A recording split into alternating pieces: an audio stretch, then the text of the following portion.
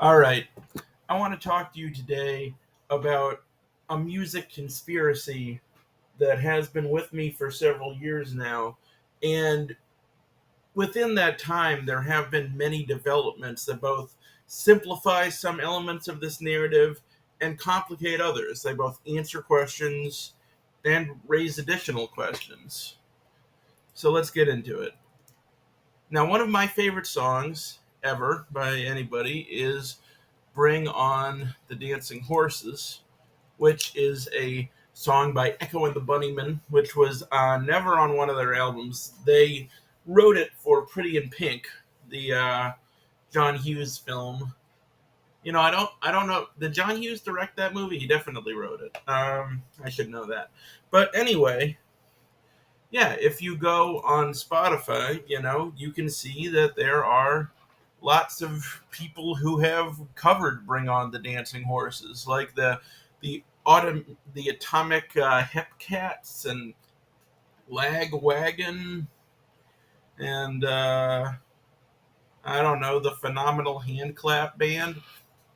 But one day when I was just browsing for "Bring On the Dancing Horses" covers, as one does, this caught my eye right here. Bring On the Dancing Horses by The National, right? So The National are one of my favorite bands. And considering that this was one of my favorite songs, I was very intrigued by this. And I went right into it and was disappointed to find. I'm just going to play a couple seconds of it.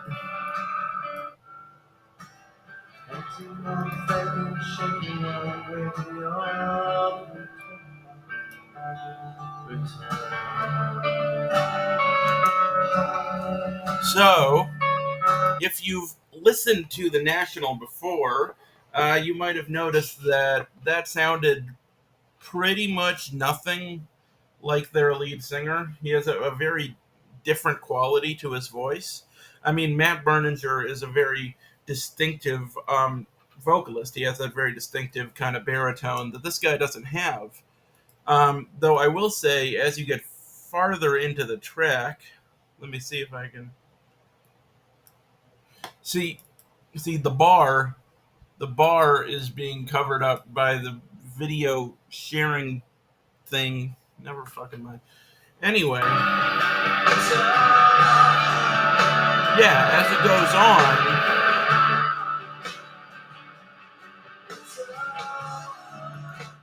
he starts to sound a little more like Matt Berninger.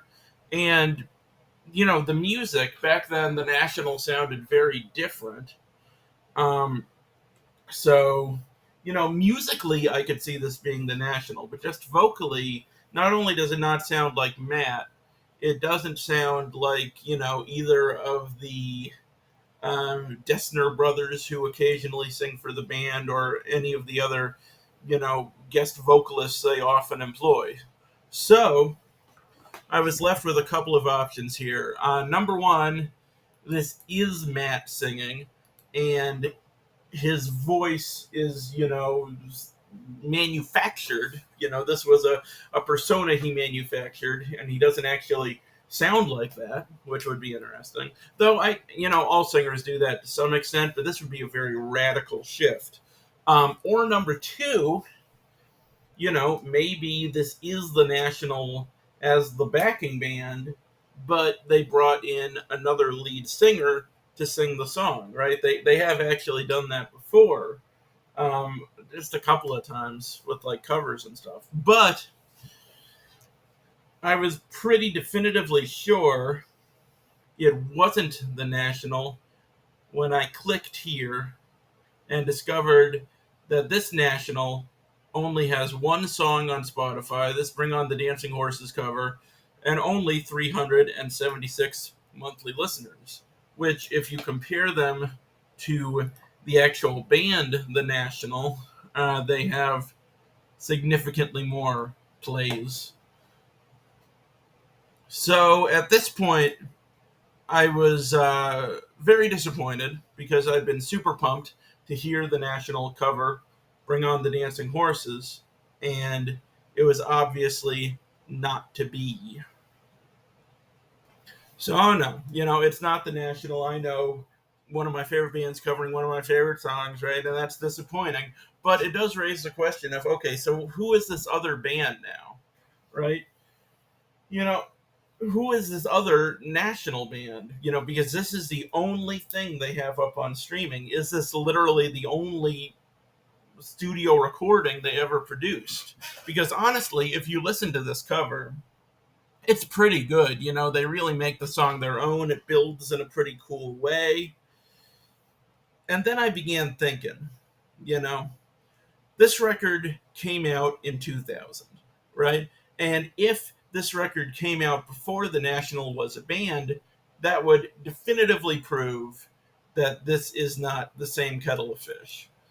However, after doing the minimum amount of research possible, I noted that the National was formed in 1999 and they released their first album in 2001. So, thereby, by the transitive property, they were an active band at the time this soundtrack was produced. Not only that, but they were in an embryonic stage of their development, and as such could have sounded very different at this point, maybe even employing some different band members, maybe even a different singer. And this didn't have to be like there used to be another lead singer for the band and then Matt took over. That's not what I'm saying, because you'd think if that was the case, it would be documented.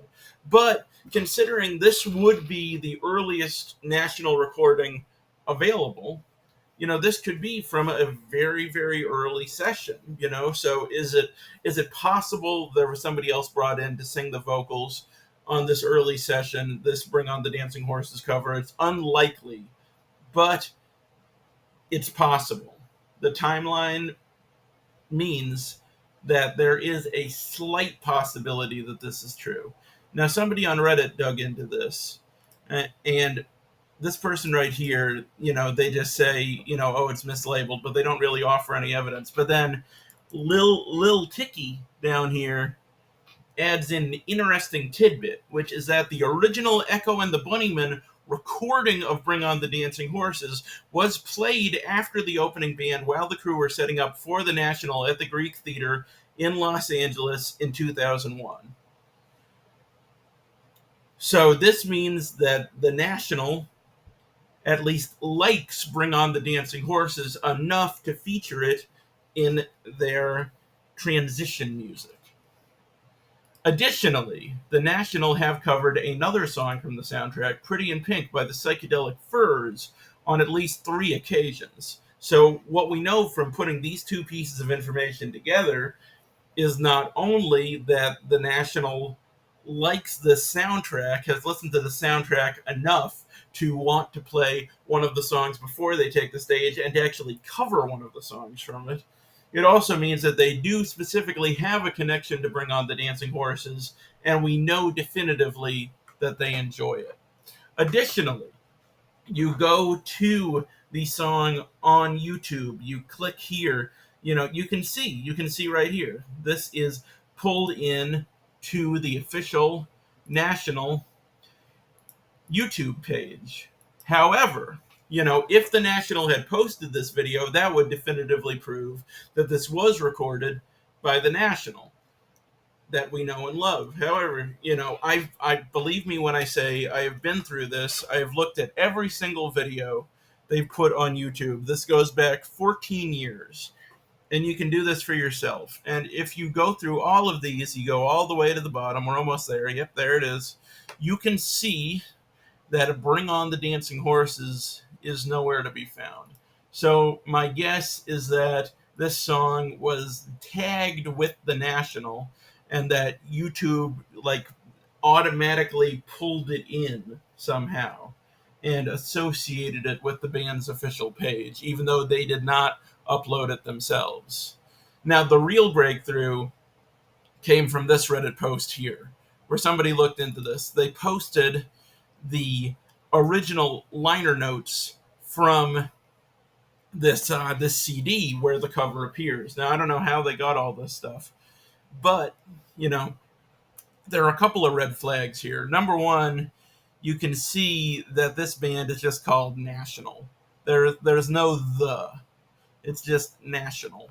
And that says it up there, and it says it down here as well. Bring on the Dancing Horses by National.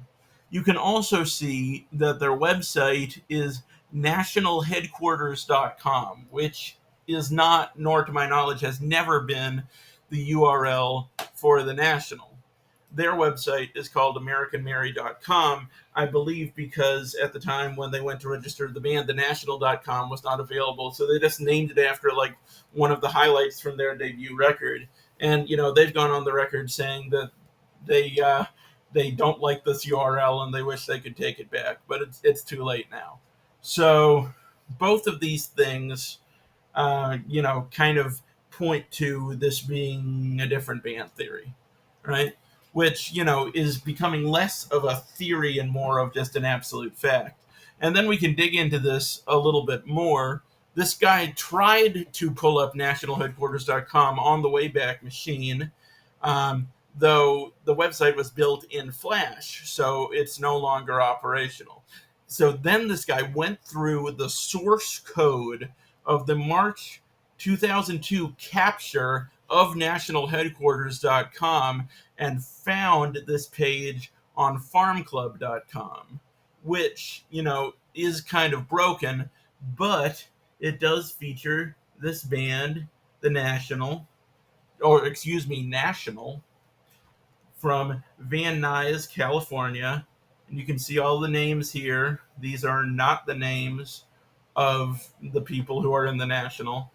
You can see that they're influenced by the Beatles, the Stones, the Who, Blur, the Kinks, and Oasis, which is interesting because those are all British bands, but they are not British. They are from Washington, D.C. It says, soon to be crowned the new kings of post-cultural pop, whatever that means. This four-piece, hailing originally from Washington, D.C., forges into new musical territory with sass, style, and songs crafted for the masses. Over the last year, the National has been featured on the WB's popular Road Rules and have penned original music for an upcoming MTV serial drama called Spider Games. And you can see the names of some of their songs here. Alive, Lazy Susan, and People's Drug. So, at this point, the case is pretty open and shut. Right, we had a few intriguing tidbits there. We had the fact that the timelines kind of matched up.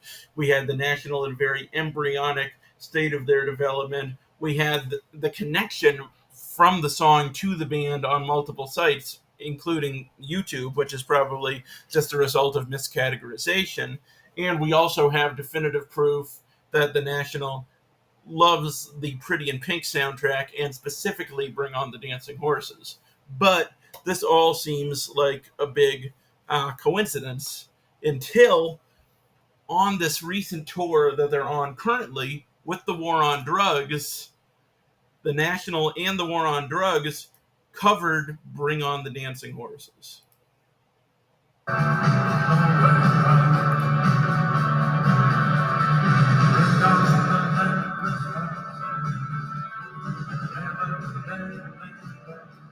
Okay, so to me, this just kind of blew the whole thing wide open, right? Because now what we have this web of coincidence, right? We have pretty much definitive proof that this is a different National than the National that covered Bring on the Dancing Horses, but we do have connections from the National to Bring on the Dancing Horses, and now we have the National not only proving that they like Bring on the Dancing Horses, but liking it enough to make it this big centerpiece of their current tour, playing it with the War on Drugs, right? So basically, we started here with a different band called National that covered Bring on the Dancing Horses back in 2000. Now, 24 years later, we have the National covering Bring on the Dancing Horses.